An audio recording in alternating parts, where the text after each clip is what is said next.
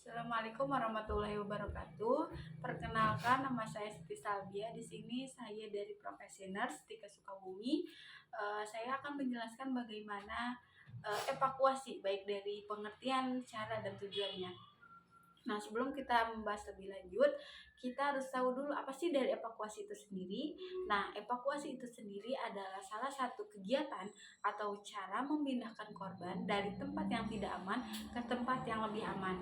Nah, dengan cara-cara yang sederhana, dilakukan di daerah-daerah yang sulit dijangkau, dimulai setelah keadaan darurat itu terjadi. Nah, yang kedua itu ada prinsip prinsip evakuasi korban. Yang pertama itu penderita hanya boleh dirujuk dalam keadaan stabil.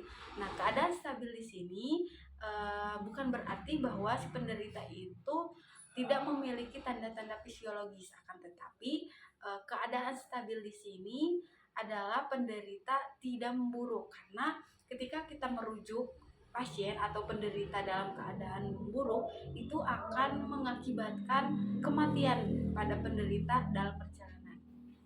Nah, yang kedua itu ada perawatan penderita harus tetap optimal. Nah, tujuannya apa sih dari evakuasi itu sendiri? Tujuannya adalah untuk meminimalkan terjadinya kematian atau menghindari kecacatan yang tidak perlu pada pasien dalam keadaan gawat darurat. Jadi, untuk menghindari atau mengurangi atau meminimalkan kecacatan-kecacatan yang akan terjadi pada penderita. Nah, yang selanjutnya yaitu ada syarat-syarat evakuasi korban. Yang pertama ada DRCAB aman, yang kedua patah tulang dan pendarahan sudah ditangani, yang ketiga perhatikan pada leher atau servikal dan tulang punggung. Nah, yang keempat yang terakhir adalah rute aman bagi penolong dan korban. Nah, selanjutnya yaitu ada cara-cara dari evakuasi. Nah, yang saya ajarkan kemarin pada ke warga yaitu dengan cara empat penolong.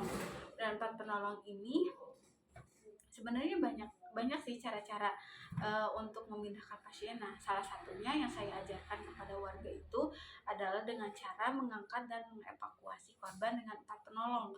Yang itu yang berada pada berlawanan ataupun berlainan. Nah, tangan penolong itu berada di bawah pasien dan saling berpegangan antara penolong satu dengan penolong yang lainnya, dan saling berhadapan di sisi korban. Itu tujuannya adalah agar untuk meningkatkan lebih kuat gitu. Nah, setelah itu posisikan kaki dan cara berdiri hingga siap berjalan membawa pasien. Nah, yang saya ajarkan itu empat penolong berhadapan dengan pasien, maksudnya berhadapan antara penolong. Setelah itu tangan penolong berada di bawah pasien dan pasien diangkat untuk dipindahkan ke tandu. Nah, setelah itu si penolong memberikan menempatkan posisinya masing-masing. Setelah itu dikomando oleh satu orang untuk untuk jalan gitu. Mungkin itu saja yang yang saya dapat sampaikan.